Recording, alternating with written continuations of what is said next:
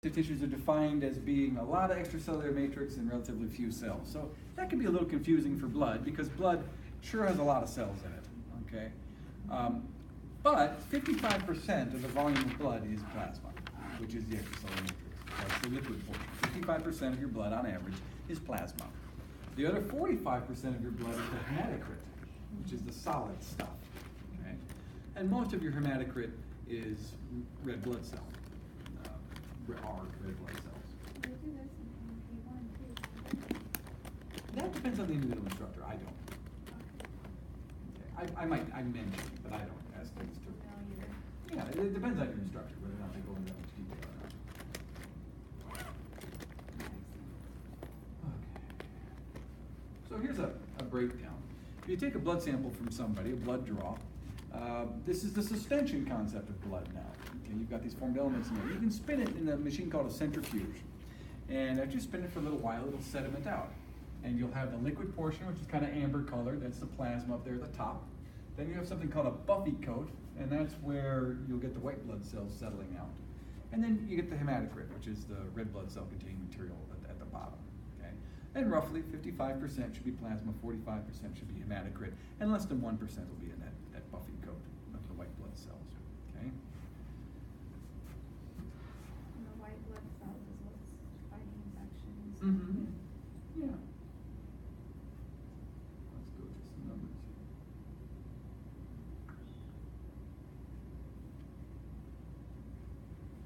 So of the formed elements, which are the cellular components, you've got white blood cells, red blood cells, and platelets. So let me give you the fancy names for all of those. The red blood cells are called erythrocytes. Okay. The white blood cells are called leukocytes. And then I don't know why the makers of the slide here, and I haven't gone in and fixed it. Platelets, they have a name too. They're called thrombocytes. Platelets are called thrombocytes. Of the three formed elements, the leukocytes and the erythrocytes are full cells. Okay. Platelets are fragments of cells. They're not even whole cells. They're broken down from an original cell called a megakaryocyte, which fragments it to give you dozens and dozens of little platelets. Okay. What's the purpose of platelets? So platelets, she asked, what's the purpose of platelets? Well, we'll have a lot to say about that. For now, I'll just say mostly to stimulate blood clotting. Okay. Okay, that's what platelets do.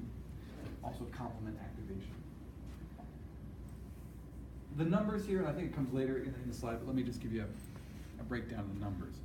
In a single tiny little drop of blood, which is called one microliter, okay, 1 microliter, which is 1/1,000,000th of a liter, okay, 1/1,000,000th of a liter, super teeny tiny little drop. In there, you have about 4.6 to 6.2 million red blood cells. In that teeny tiny little drop, okay, 4.2 to 6 point, no, 4.6 to 6.2, 4.6 to 6.2 million red blood cells. In that same drop, you have about 10,000 white blood cells. Now your book gives you a slightly lower number. I think they say 6,000 to 8,000.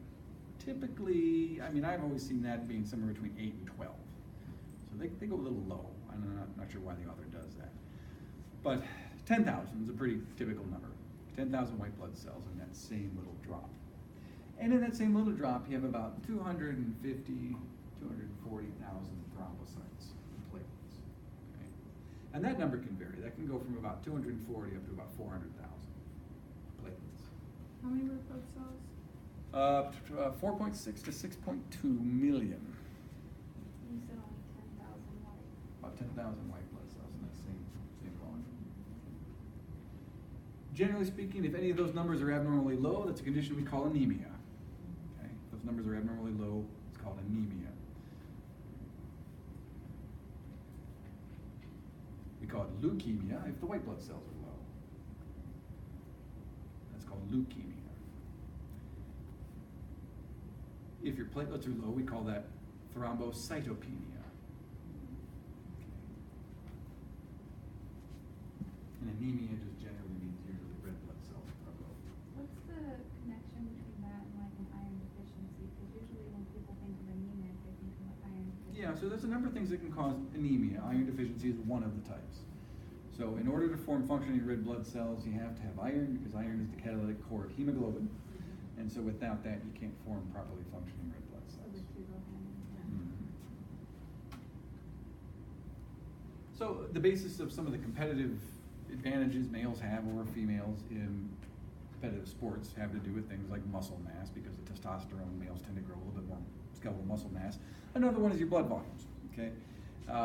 Males have slightly higher hematocrit than do females, so maybe 5 to 10% higher on average. Well, that's going to increase the oxygen carrying capacity for the blood, and it's going to simply make them have a slightly, on average, slightly higher aerobic threshold. Now, of course, a well-trained female athlete is going to blow away a poorly trained male athlete. There's a lot of overlap there.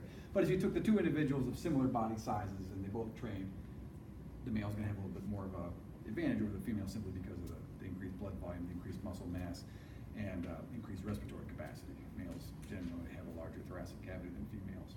So those are just some of the structural bases. Okay. And then, all right, let's just finish, because this is a good physical characteristic. There are a few things in the blood that we have to maintain. The plasma concentration is very important, 55-45. That's a pretty good split. And the other one here is pH, okay? 7.35 to 7.45. That's a very tight pH range we have to maintain the blood in. And when we get to the respiratory chapter, you'll see why that's so important, okay? Changing the pH of the blood has a huge impact on its oxygen carrying capacity. All right, we'll stop there, guys. And for anybody who's interested, I'll hang around for another couple hours if you want to do some more lab stuff.